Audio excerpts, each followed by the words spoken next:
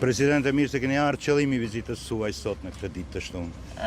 Ne rrugës nga Shqipëria, unë dalëm këtu në komunën e bukur të Dragashit për të vizituar, si që bëjmë shpesh herë, bukuritë e ralla natyrore që kjo komunë i ofron.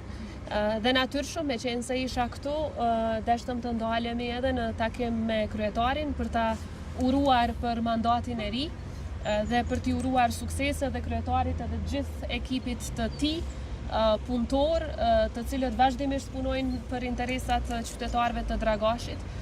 Ka shumë fusha në të cilat ne si presidencë kemi bashkëpunuar shumë mirë me kryetarin dhe ekipin e tij për gjatë këtyre viteve dhe natyrshëm biseduam edhe për shumë prej mundësive që do të mund të arrihen për të gjithë qytetarët gjatë viteve që vinë. Mirë po më e rëndësishme është që besoj që nga potenciali që ofron Dragashi nuk përfitojnë vetëm qytetarët e Dragashit, përfiton e gjithë Kosova. Ka bukuri të jashtëzakonshme natyrore, të cilat kërkojnë zhvillim, të cilat kërkojnë përkraje dhe natyrisht këto ishin disa prej temave që i diskutuam dhe Dragashi do ta ketë përkrahjen tonë të plot në këto. Kur thoni përkraje, bukurit i ka falë Zoti, po çfarë mund të bëj pushteti qendror për Dragashin? Tash ne duhet të presim që të krijohen të gjitha institucionet e Republikës së Kosovës pas zgjedhjeve të ardhshme që do të mbahen në dhjetor dhe në momentin që krijohen këto institucione ka nevojë që të ndërmiren një sër iniciativash për të cilat ne po flasim me kryetarin që një kohë të gjatë, ndër të tjera edhe ndryshime në legjislacion.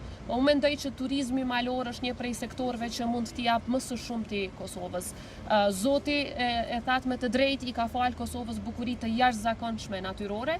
Tani duhet që ato të shfrytëzohen mençur, të mbrohen mençur dhe njëkohësisht të japin potencial për zhvillim. Dhe shumë nga idetë që i diskutuam, mendoj që janë të bëshme, mendoj që janë të realizueshme, por natyrisht që kërkohet edhe shumë punë, të cilën jam e bindur që edhe komuna e Dragashit edhe institucionet qendrore do t'i përkrajnë. Faleminderit shumë. Unë duhet të shfrytëzoj rastin që në emrin tim personal, në emrin qytetarëve të komunës Dragashit, ta falenderoj presidentën për vizitën sot që ka bë, edhe pse qëllimi i parë i vizitës ishte që presidenta të vjente me uroj mandatin e dytë të kryetarit të komunës, por ne pastaj këtë vizitë e shfrytëzuam edhe për gjëra tjera, për biseda bilaterale. Unë njoftova dhe informova shkurtimisht me të arritur dhe punët që kej bëna gjatë tyne 4 viteve, gjithashtu e falenderova edhe për bashkëpunimin që kej pas gjatë tyne 4 viteve me presidentën.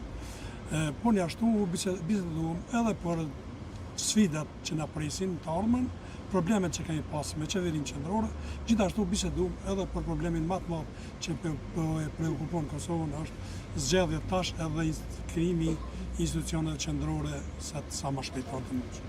Faleminderit president Daniel. Faleminderit edhe juve. Kalofshi mirë. Presidente, inshallah tash pjesën tjetër e kalojmë.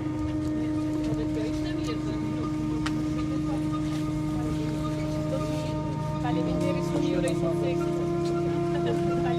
Faleminderit shumë. Faleminderit gjithë dhe kënaqësi me ju taku, ju uroj